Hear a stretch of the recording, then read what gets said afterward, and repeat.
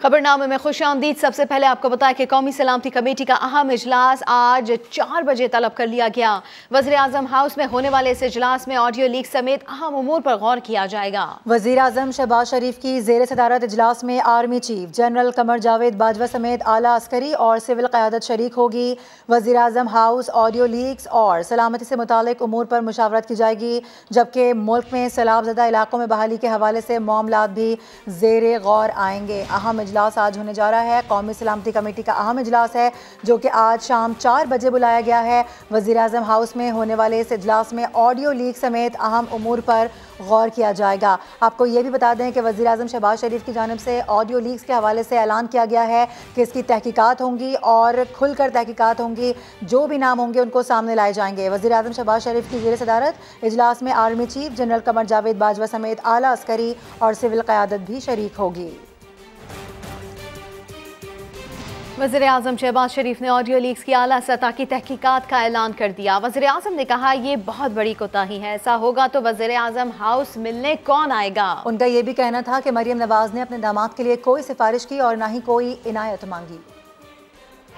बहुत बड़ा एक सवालिया निशान है। सीरियस सिक्योरिटी लैब्स है, कोई भी वज़ीर आज़म हो और वहाँ पर इस तरह के सिक्योरिटी लैब्स हों और हमारे उसमें ब्रीच हो जाए, कौन आएगा पाकिस्तान के वज़ीर आज़म से वज़ीर आज़म हाउस में मिलने। वो तो बड़ा सोचेगा कि मैं कोई बात कोई ऐसी सेंसिटिव करूं ना करूं। 100 बातें होती हैं, 100 बार सोचेंगे कि हमारी तो आवाज़ यहाँ पर रिकॉर्ड हो रही होगी। स्टेट ऑफ पाकिस्तान की इज्जत की बात है, इसकी पूरी तरह तहकीक होगी। हाई पार्ट कमेटी मैं बना रहा हूँ जो कि इस सारे मामले की पूरी तहकीक करेगी। मरियम नवाज साहिबा बेटी ने मुझे किसी सिफारिश का नहीं कहा, ना कोई फेवर का कहा। बिल्कुल डॉक्टर ताकीर ने मुझसे बात की कि इनकी जो मशीनरी है शुगर मिल की आदि वो हिंदुस्तान से वो इंपोर्ट की है पीटीआई के दौर में। हमें तो आए अभी जुमा 8 दिन हुए हैं, तो बाकी मशीनरी रह गई हो तो कितना नुकसान है। तो उसके तनाज़ुर में ये अपनी एप्लीकेशन दी। तो बताइए इसमें क्या गलत बात है। जो हीरे जवाहरात की जो पेशकशें होती रहीं, वो तो उसकी ऑडियो में इसकी बात आपने सुनी कि वो अबू जी वो 2.5 कैरेट नहीं 5 कैरेट मुझे चाहिए।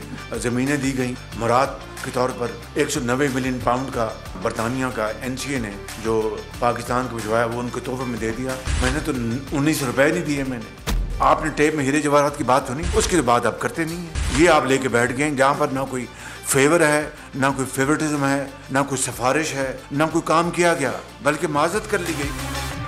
आर्मी चीफ की तकर्री आईन और कानून के मुताबिक होगी। इलेक्शन मुकर्ररा वक्त पर ही होंगे। वज़ीर आज़म शहबाज शरीफ ने 2 टोक बता दिया। ऐवान सदर में इमरान खान की अहम शख्सियत से खुफिया मुलाकात के सवाल पर लाइल्मी का इजहार करते हुए वज़ीर आज़म ने कहा, क्या आप चाहते हैं उसकी भी ऑडियो लीक हो जाए।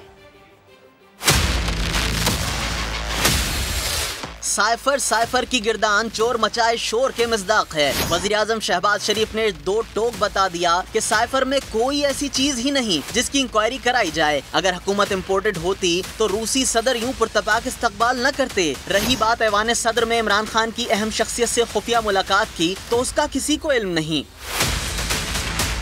कौन सी चीज़ ऐसी है जो तहकीक के काबिल है। हर चीज़ सामने आ गई। प्रेसिडेंट पुतिन से मेरी मुलाकात हो गई, वो मेरे ख्याल में एक मुस्कुराहटें थी। उसी को कंपेयर कर लें तो मेरा ख्याल वही बज़ाहिर खुद एक ऐसी एविडेंस है जिसके बाद मज़ीद किसी तहकीक की बात की ज़रूरत रहती है। और रही बात ऐवान सदर की, तो आप मुझे नहीं पता, आप ये चाहते हैं कि वो भी ऑडियो लीक हो जाए, ये चाहते हैं आप। वज़ीर आज़म शहबाज शरीफ ने यह भी वाज़ेह कर दिया कि आर्मी चीफ की तकर्री आईन और कानून के मुताबिक होगी। मुशावरत से मुताल्लिक सवाल पर वज़ीर आज़म ने सहाफ़ी को लाजवाब कर दिया। जब इन्होंने आर्मी चीफ को एक्सटेंशन दी तो मशवरा किया था इन्होंने हमसे, जो आइन और कानून जो है उसको सब फॉलो करेंगे और करना चाहिए। That's it. वज़ीर आज़म का कहना था कि तहरीक अदम एतमाद भी आइन और कानून के मुताबिक थी। इक़्तिदार लेने पर कोई अफसोस नहीं। रियासत के लिए 100 मरतबा अपनी सियासत कुर्बान करने को तैयार हैं। वज़ीर आज़म शहबाज शरीफ जाते जाते ये भी वाज़ेह कर गए कि इंतख़ाबात अपने मुकर्ररा वक्त पर ही होंगे। इलेक्शन अपने वक्त पे होंगे इंशाअल्लाह। हम देखें ना, हमने अपना सियासी सरमाया झोंका है इस मुल्क की हालत को ठीक करने के लिए। आपको बताएं कि वज़ीर ख़ारजा बिलावल भुट्टो ज़रदारी ने कहा है कि नए आर्मी चीफ की तकर्रुरी का फैसला वज़ीर आज़म शहबाज शरीफ आइन और कानून के मुताबिक करेंगे। अमरीकी जरीदे फॉरेन पॉलिसी के एडिटर इन चीफ को इंटरव्यू देते हुए उनकी जानिब से कहा गया कि अमरीका से न सिर्फ बेहतर ताल्लुकात के ख्वाह हैं बल्कि मुस्तक़बिल में भी नई सिमत में ले जाना चाहते हैं। Grateful to UN Secretary General Antonio Guterres, who not only visited Pakistan. China has helped Pakistan whenever we have been in difficult times. The decision as to who will be the next army chief will be taken by the Prime Minister of Pakistan. I wouldn't want to preempt his decision on this, which should be coming pretty soon. All institutions within Pakistan sort of conducting themselves within their legal mandate. Senator Ishaq Dar ने वजारत का हलफ उठाने के बाद खजाने का कलमदान संभाल लिया। वज़ीर ख़जाना ने इमरान खान के इल्ज़ामात को मुस्तरद करते हुए कहा कि वो डील पर यकीन नहीं रखते। ऐसी बातें करने वाले बताए कि RTS कैसे बंद हुआ और इलेक्शन कैसे चोरी हुआ था। पनामा जैसे ड्रामे मुल्क को भारी नुकसान पहुँचाते हैं। ड्रामों का सिलसिला बंद करके मुल्क को आगे चलने दिया जाए। 4 साल में पाकिस्तान 30 साल पीछे चला गया। मुल्क की करेंसी को इस्तेकाम दिलाएंगे और महंगाई में कमी लाएंगे।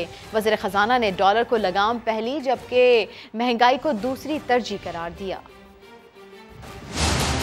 हाँ, हम डील में बिलीव करते हैं। डील करने वाले आपको पता है, वो बताएं कि RTS कैसे बंद हुआ था, वो बताएं कि इलेक्शन चोरी कैसे हुआ था, वो बताएं कि इलेक्शन हाईजैक करके उनको कैसे लाया गया था।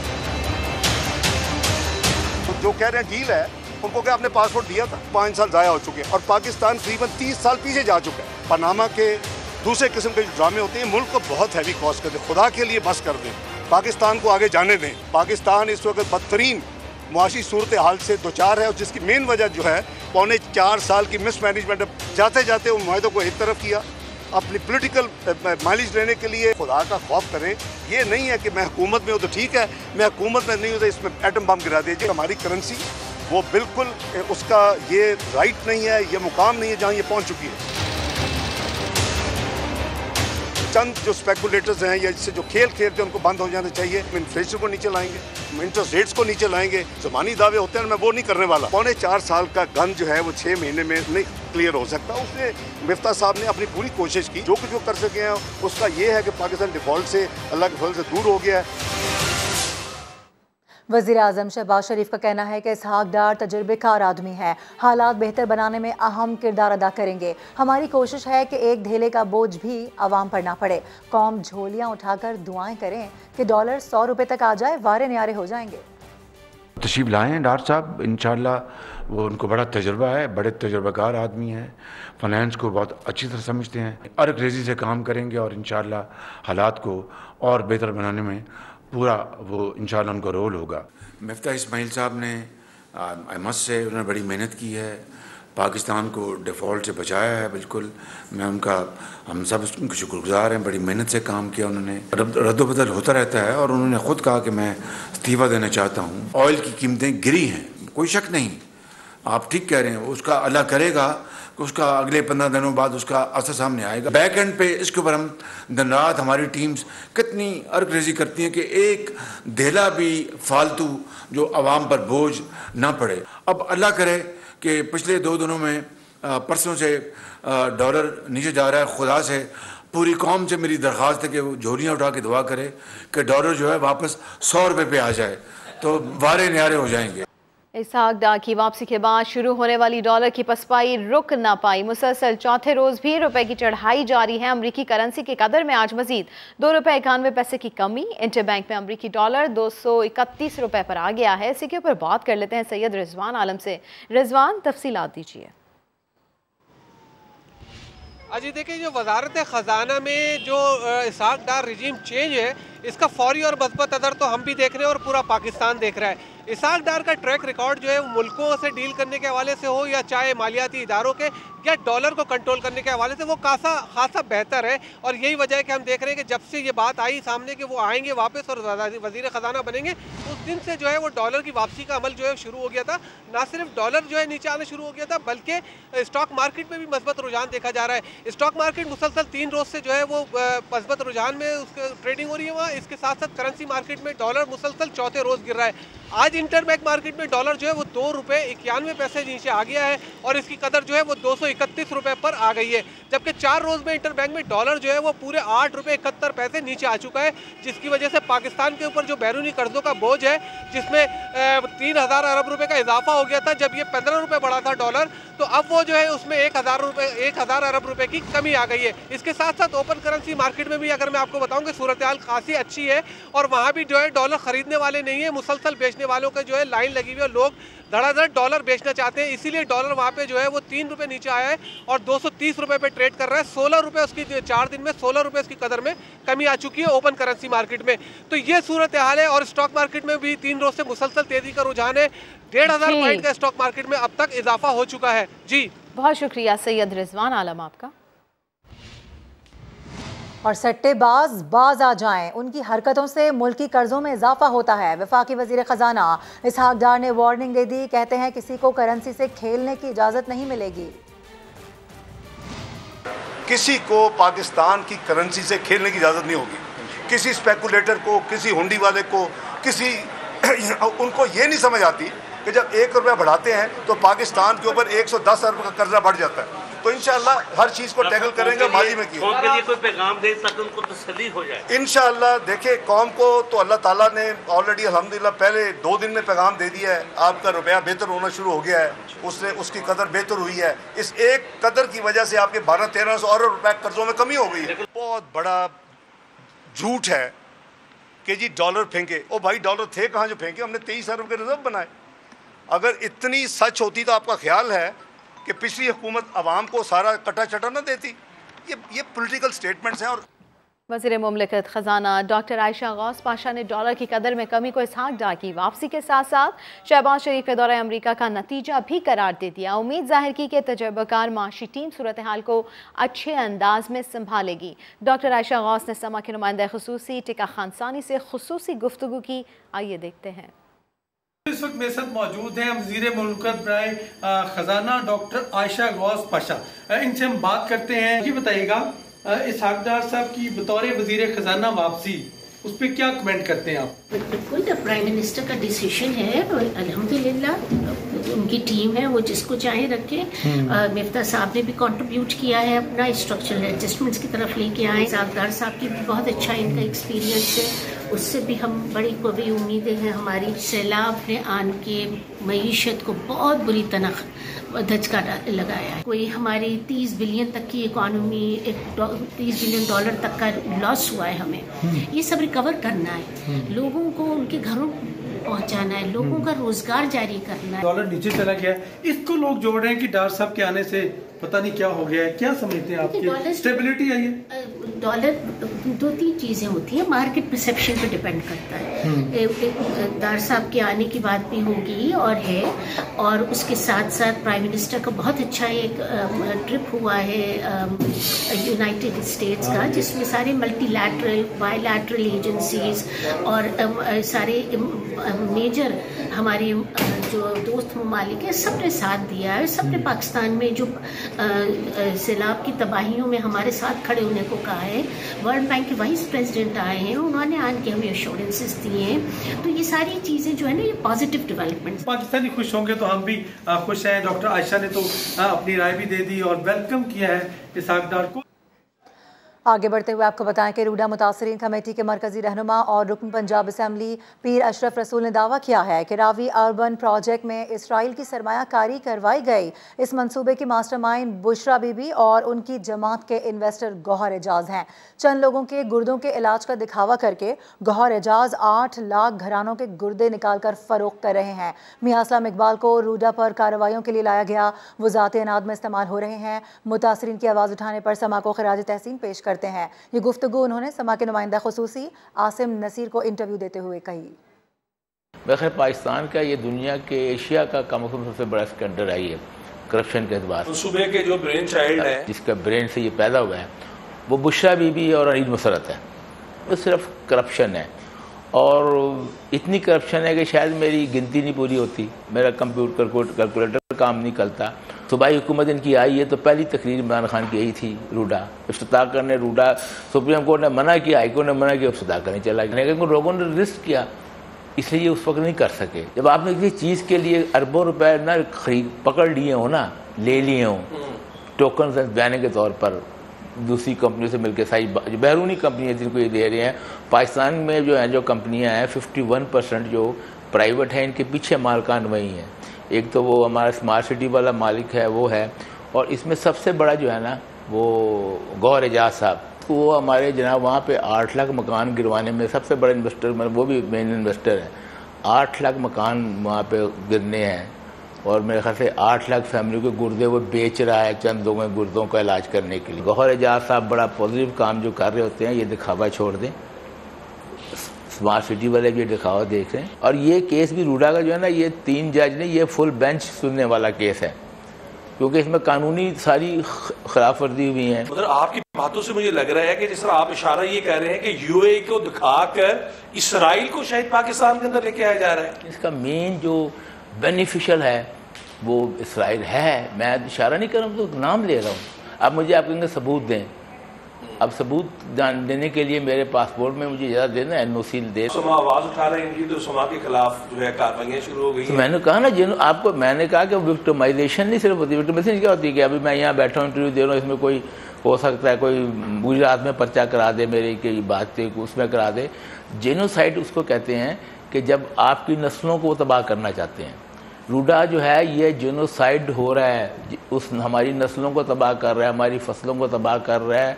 पाकिस्तान की ये जो ना ये एक छोटा सा एटम बम, जो कहते हैं एटम बम में सुट दें हम, एक छोटा सा एटम बम भेज रहे हैं जिससे लाहौर और शेखुपुरा और ये की आबादी तबाह होगी। अभी LDA के चेयरमैन उनको लगाया है, वजीर हैं क्या ना, असलम इकबाल साहब। तो असलम इकबाल को उन्होंने लगाया इस्तेमाल करने के लिए। असलम इकबाल को खुद नहीं पता उसके साथ होने क्या वाला है, उसका इस्तेमाल कर रहे हैं। मैं कहता हूँ कि उनको ऐसे कोई काम नहीं करने चाहिए जो ज़ाती बुनियाद पर आप पर्सनल लेवल पे होना चाहिए। शरीफ आदमी इस मामले में नहीं करना चाहिए, लेकिन वो इस्तेमाल हो रहा है। LDA करेगी, नाम उसका आएगा, ठीक है। असल में वो LDA का चेयरमैन, LDA का जो DG लगाया 19वें ग्रेड का, मुझे आमर कुछ तरह नाम है, उसको टास्क यही है। अब वहाँ पर रूडा अथॉरिटी भी है, ऑपरेशन LDA भी करता है, डिस्ट्रिक्ट इंतजामी भी करती हैं।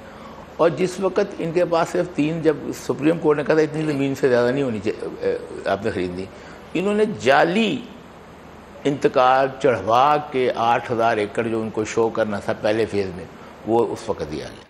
पंजाब और खैबर पख्तूनख्वा में सैलाब से मुतासरा अफराद इमदाद के मुंतज़िर हैं, मगर PTI सरबराह इमरान खान लाहौर के दौरे कर रहे हैं। इन दौरों का मकसद रावी अर्बन डेवलपमेंट अथॉरिटी मंसूबे के खिलाफ उठने वाली आवाज़ों को दबाना है।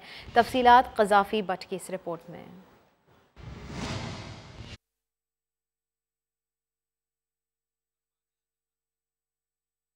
आपको बताएं कि Ravi urban development authority project 6000 अरब रुपए से ज़ायद का मंसूबा है। समा इन्वेस्टिगेशन सेल को हासिल सरकारी दस्तावेज़ात के मुताबिक मंसूबा लाहौर से जुड़े शहरों को तरक्याती कामों से महरूम कर देगा। रिपोर्ट देखिए।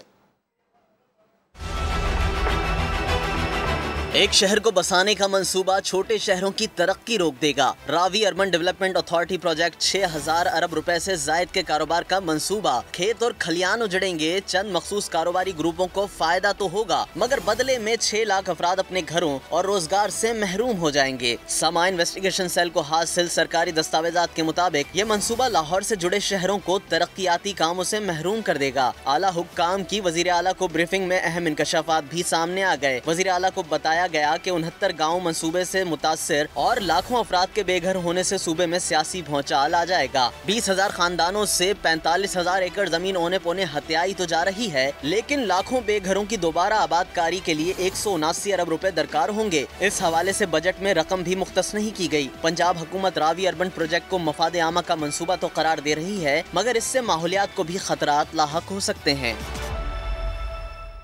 जिला शेखपुरा में रावी अर्बन डेवलपमेंट अथॉरिटी की जानिब से किसानों की ज़मीन कोड़ियों के दाम हथियाने के खिलाफ लोगों का अनोखा एहतजाज। नौजवान गुलकार ने हक के लिए नगमा रिकॉर्ड करा दिया। लाहौर से अली रजा की रिपोर्ट। ये ज़रूरी ज़मीन किसानों के लिए सोना है, लेकिन अब यही सोना कोड़ियों के भाव बिकने लगा है। इसके तहफ़्फ़ुज़ के लिए किसानों ने अपने दुख को सुरों में डाला है।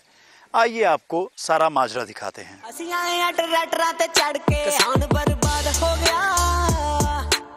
है बक्कनवाल का ज़ियाफत, जिसके बुजुर्गों की जरखेज जमीनें कोड़ियों के भाव खरीदी जा रही हैं।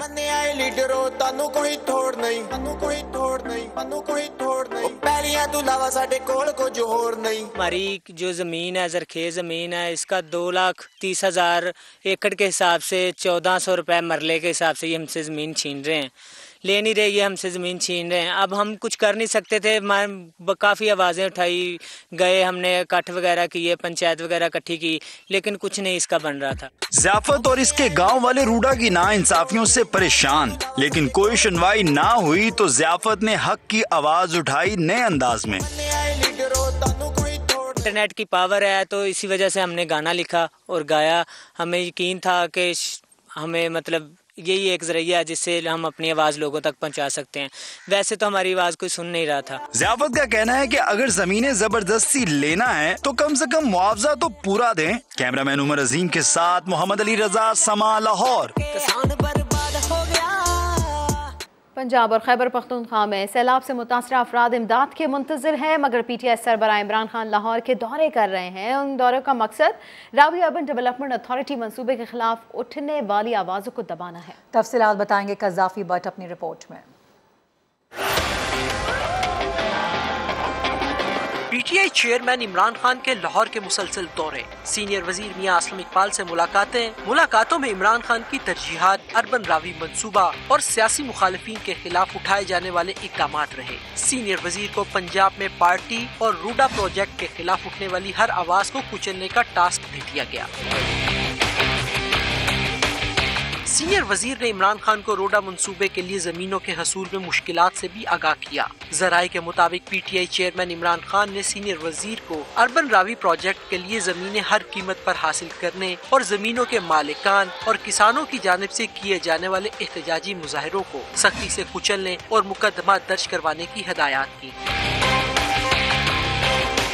मुलाकात में इमरान खान को लीगी अरकान असेंबली के खिलाफ मुकदमात पर भी पेशरफ से आगाह किया गया। ऐवान वजीर आला में होने वाली मुलाकात में पंजाब हुकूमत के खिलाफ मतवक्को तहरीक अदम एतमाद भी ज़ेर बहस आई। कज़ाफी भट्ट, समा, लाहौर।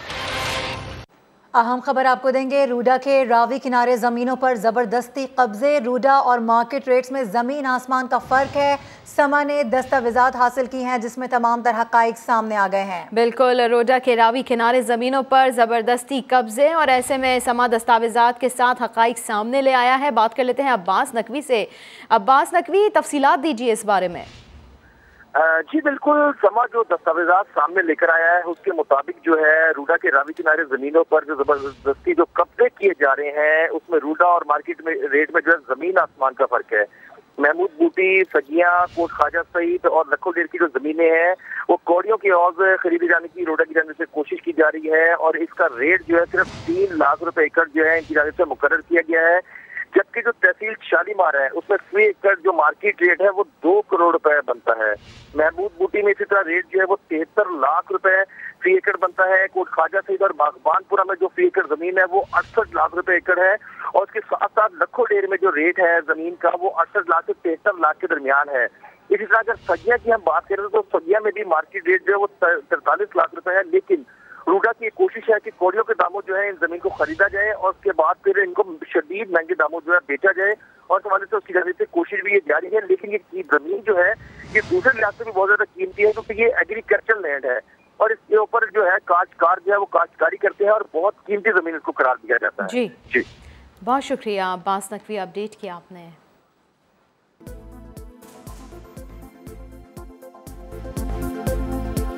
ऑडियो लीक्स का सिलसिला जारी है। साइफर के मामले पर इमरान खान और उनके प्रिंसिपल सेक्रेटरी आजम खान की मुबीना ऑडियो सामने आ गई है। इमरान खान साइफर के मामले पर आजम खान को हिकमत अमली बता रहे हैं। वो क्या कह रहे हैं इस ऑडियो में खुद ही सुन लीजिए। अब हमने सिर्फ खेलना, नाम नहीं लेना अमरीका का, बस सिर्फ खेलना है इसके ऊपर कि ये डेट पहले से थी। आज नई जो चीज आएगी ना कि वो जो लेटर, मैं सोच रहा था साइफर का एक मीटिंग मेरे ख्याल में कर लेते हैं।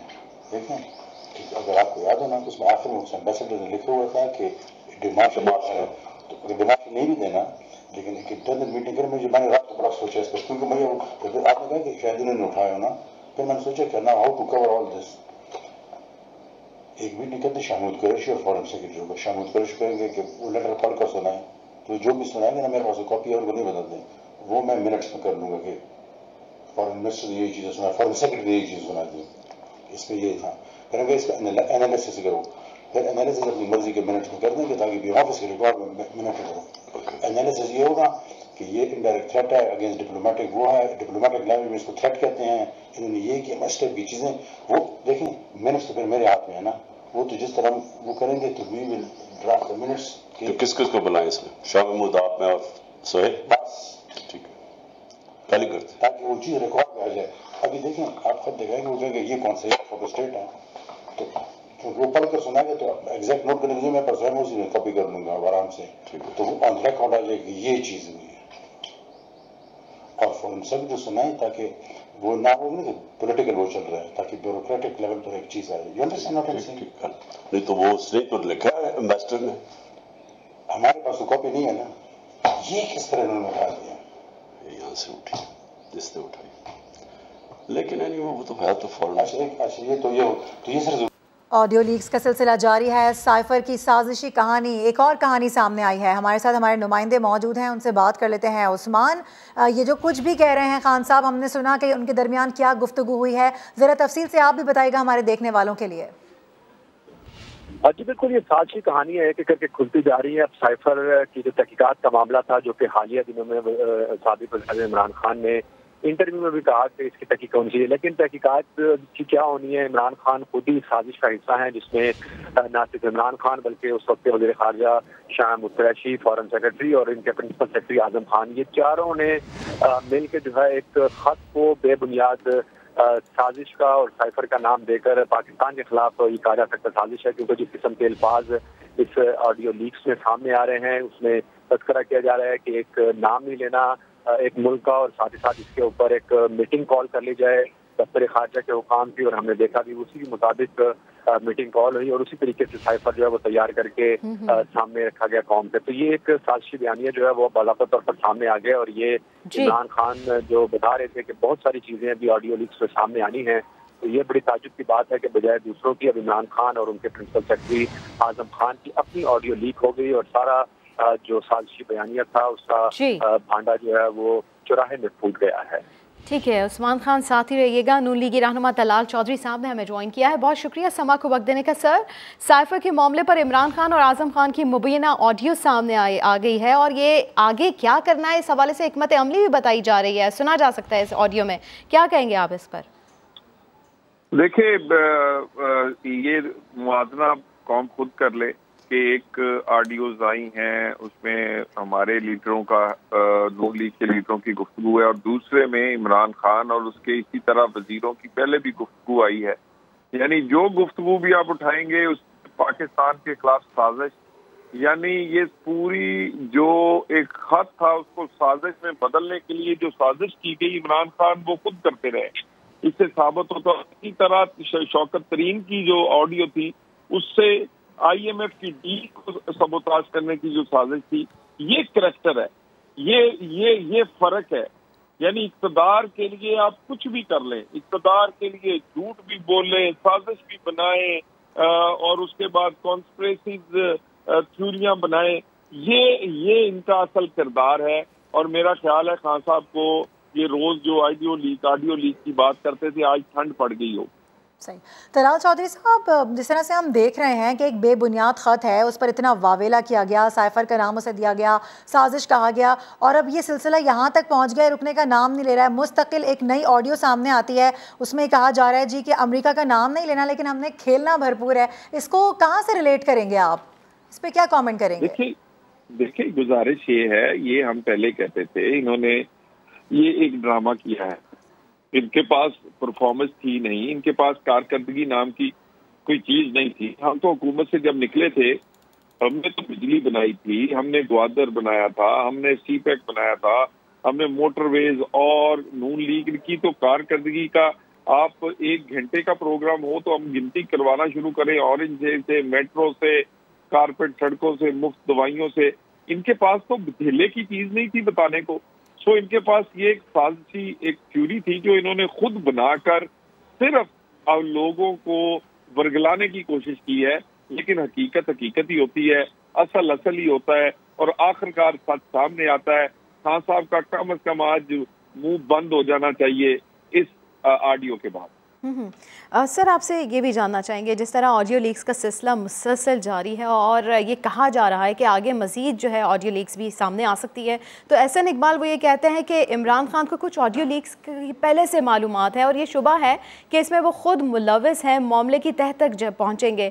क्या समझते हैं, अगर इस हवाले से तहकीकात होती हैं, मामलात आगे बढ़ते हैं, तो इमरान खान कितनी मुश्किल में आ सकते हैं, स्पेशली जब उन्होंने बयान दिया था और कुछ ऑडियो लीक्स का उन्होंने जिक्र किया था? देखिए, ये तो ये उस लोगों के लिए है जिनको कोई शर्म और हया होती है, जो बिल्कुल बेहया हो, जिनकी शर्म जिनमें कोई ना हो, जिनमें कोई इक़्तिदार ना हो, जिनमें कोई सेल्फ रिस्पेक्ट ना हो। उन लोगों को जब वो पकड़े जाते हैं झूठ बोलते हुए, तो वो उन लोगों को कोई महसूस नहीं होता। तो इमरान खान साहब जैसे बंदे के लिए तो मेरा ख्याल है आज भी वो कुछ नहीं सीखेंगे। वो तो जिंदगी में कई दफा इस तरह पकड़े गए हैं झूठ बोलते हुए, और झूठ बोलने को तो वो कहते हैं लीडरशिप है, यू टर्न लेना एक अजीम लीडर की निशानी है।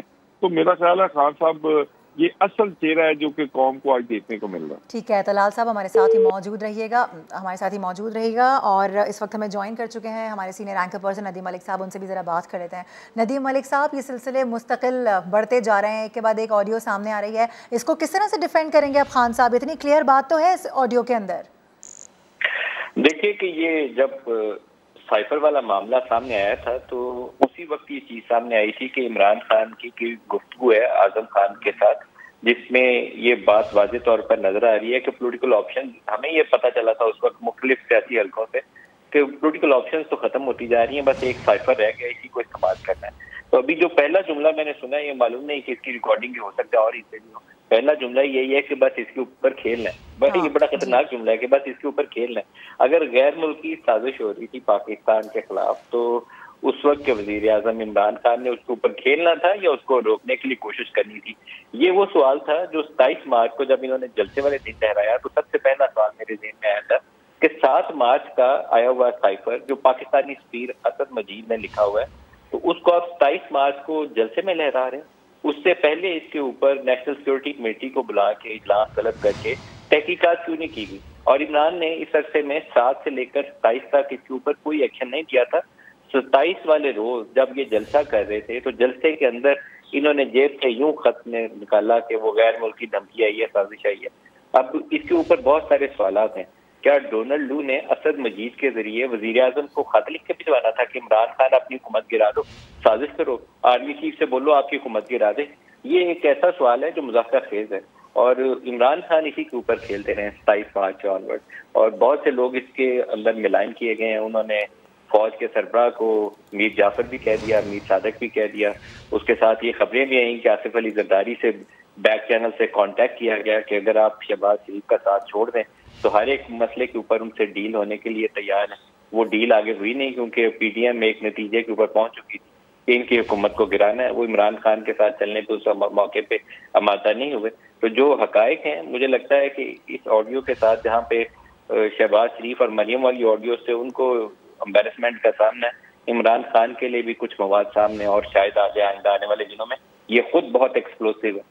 ये जो जहाँ पर वो जुमला बोलते हैं कि ये सिर्फ खेलना है, इसके ऊपर वो जुमला इंडिकेट करता है कि ऑब्जेक्टिव क्या था इस सारे साइफर वाले बयानिए को एक साजिश का रंग देने का मकसद यही था कि आपके पास you have run out of your political option और आप इसके ऊपर वो चीज इस्तेमाल करना चाहते हैं जो जुल्फकार अली भुट्टो के, क्योंकि बहुत सारे जुमले और स्टाइल अपनाते रहे। तो जुल्फकार अली भुट्टो को गैर मुल्की धमकी आई थी जिसको उन्होंने अमेरिकन सेंटर के बाहर खत लिख के लहराया था। और वो धमकी इसलिए आई थी कि जुल्फकार अली भुट्टो के दौर में पाकिस्तान ने न्यूक्लियर प्रोग्राम शुरू किया था और अमेरिकी सेक्रेटरी ऑफ स्टेट ने खत लिखकर उनको धमकाया था। इमरान खान ने उसी मॉडल को अपनाते हुए अपने ही सफीर के लिखे हुए खत को गैर मुल्की साजिश कहकर यूं लहरा है और बता दिया कि मुझे धमकी आई है। तो ये उसकी हकीकत है जो आज हमारे सामने। अच्छा नदीम मलिक साहब, आज कौमी सलामती का एक अहम इजलास है जिसमें खुफिया रिकॉर्डिंग्स के मामले पर ब्रीफ किया जाएगा।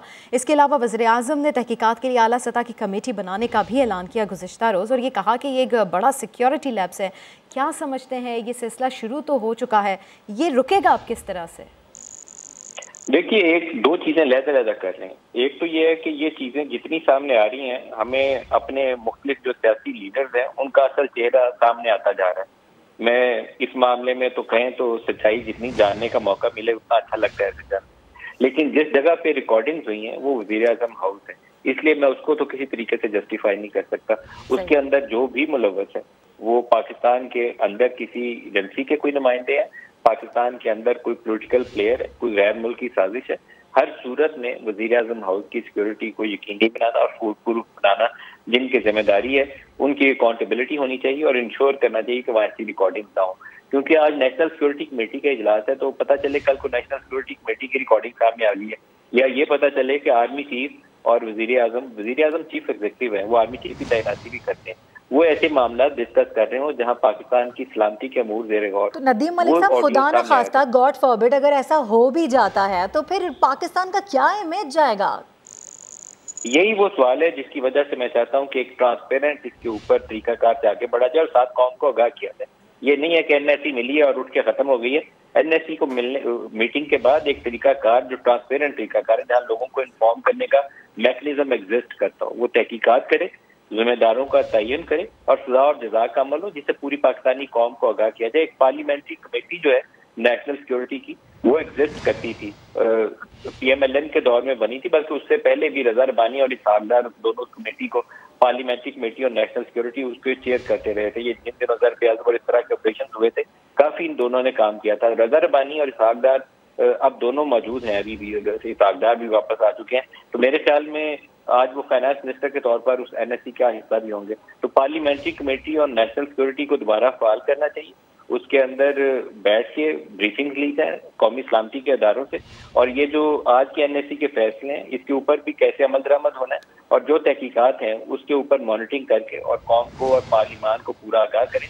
टेबल करनी चाहिए वो रिपोर्ट पार्लियामान में और पब्लिक की जानी चाहिए कि कैसे रिकॉर्डिंग हुई, किसने की और इसका जिम्मेदार कौन था और उस पर क्या सजा हुई। इसके बगैर अगर करेंगे तो कल आज इमरान को शर्मिंदगी हुई है, कल मरियम और शहबाज को हुई थी, और ये वाला मामला जो साइफर वाला मामला है, इसकी संगीनी को तो नजरअंदाज किया ही नहीं जा सकता ना, क्योंकि पाकिस्तान की पूरी जो सियासत है 27 मार्च के बाद वो इसी नफरत अंगेज बयानिया के ऊपर है कि अमेरिका ने साजिश की, यहाँ से मीर जाफर और मीर सादक गद्दार, यहाँ के गद्दार, ये जुमला बोला जाता है, यहाँ के मीर जाफर और यहाँ के मीर सादक, और तशरीह बताई जाती है कि मीर जाफर कौन था, ये पता नहीं किस फौज का सरदार था, ये जब सिराजुद्दौला की फौज का वो सिपा सलार था। इस तरीके से जब आप आइडेंटिफाई करते हैं कि आप किसको हिट कर रहे हैं तो बहुत नफरत अंगेज बयानिया है, इसको भी इल्जाम पजीर करना बहुत जरूरी है।